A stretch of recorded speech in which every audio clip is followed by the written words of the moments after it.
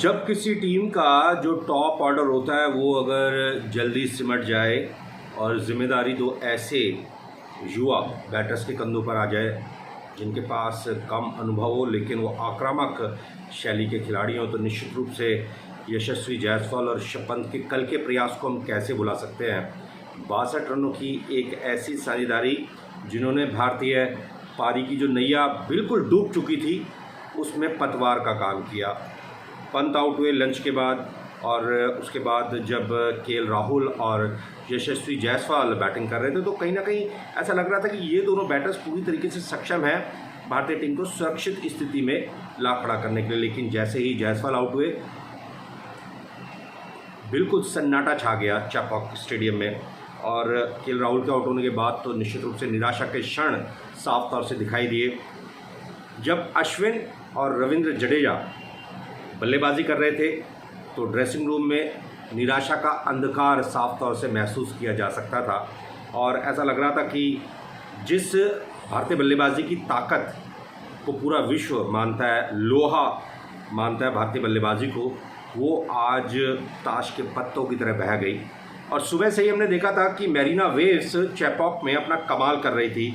बांग्लादेश की जो युवा ब्रिगेड है फास्ट बॉलिंग की, उन्होंने कंडीशंस का बहुत अच्छा उपयोग किया और कप्तान ने टॉस जीत करके जिस तरीके से फील्डिंग का फैसला किया था, एक ऐसी पिच पर जिसमें नमी मौजूद थी, भरपूर सहायता थी और उस मौसम का क्या शानदार उपयोग किया बांग्लादेश के युवा तेज गेंदबाजों ने।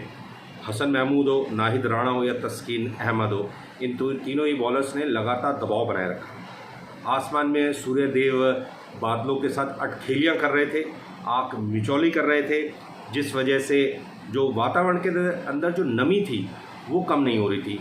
एक तो हवा के अंदर मॉइस्चर और उसके साथ साथ पिच में नमी, दोनों परिस्थितियां ऐसी थी कि बल्लेबाजी करना उतना आसान नहीं था। लेकिन आसमान में तो सूर्यदेव बादलों के आगे पीछे चल रहे थे, लेकिन भारतीय क्रिकेट के दो रवि, जी हाँ यहाँ पर हम दो रवि यूँ कह रहे हैं, रविंद्र जडेजा जिम्मेदारी और कमिटमेंट और रविचंद्रन अश्विन यानी कि अनुशासन, इन दोनों ही बैटर्स ने दिखाया और एक उदाहरण प्रस्तुत किया टॉप ऑर्डर्स के सामने।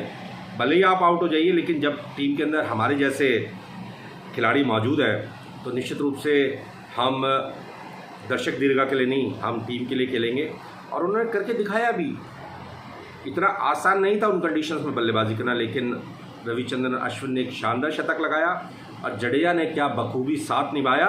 और कैसा साथ निभाया, लगातार आक्रामक स्ट्रोक स्केल के। और जब भी दोनों एंड से रन बनते हैं ना तो एक अच्छी पार्टनरशिप बिल्ट होती है और दोनों के ऊपर से दबाव खत्म हो जाता है। और दोनों ही बैटर्स ने वही सब कुछ किया। जब भी उन्हें मौका मिल रहा था, हिटिंग जोन में बॉल मिली थी, उस मौके को दोनों ही बैटर्स ने हाथ से जाने नहीं दिया। चलिए, पहला दिन, पहले दो सेशन बांग्लादेश के नाम रहे और आखिरी का सेशन भारतीय टीम के नाम रहा। अब देखते हैं कि आज इस टेस्ट मैच का दूसरा दिन है और कहीं ना कहीं जो मैरिना वेव्स हैं वो पहले सत्र में कितना प्रभाव डालेगी, ये बेहद महत्वपूर्ण रहेगा। और कुल मिलाकर के इस बात पर भी निर्भर करेगा कि रविचंद्रन अश्विन और रविंद्र जडेजा किस तरीके से इस नए दिन में शुरुआत करते हैं, क्योंकि टेस्ट मैच का दूसरा दिन है, नया दिन, नई कंडीशंस और सब कुछ नया। लेकिन एक जो सबसे बड़ी राहत रहेगी भारतीय टीम के लिए वो ये कि पिच में जो कल नमी थी उसमें कहीं ना कहीं थोड़ी सी गिरावट आएगी और वो जो मदद कल मौजूद थी उस मदद की उम्मीद आज नहीं कर सकते। देखते हैं आज दूसरे दिन क्या होता है।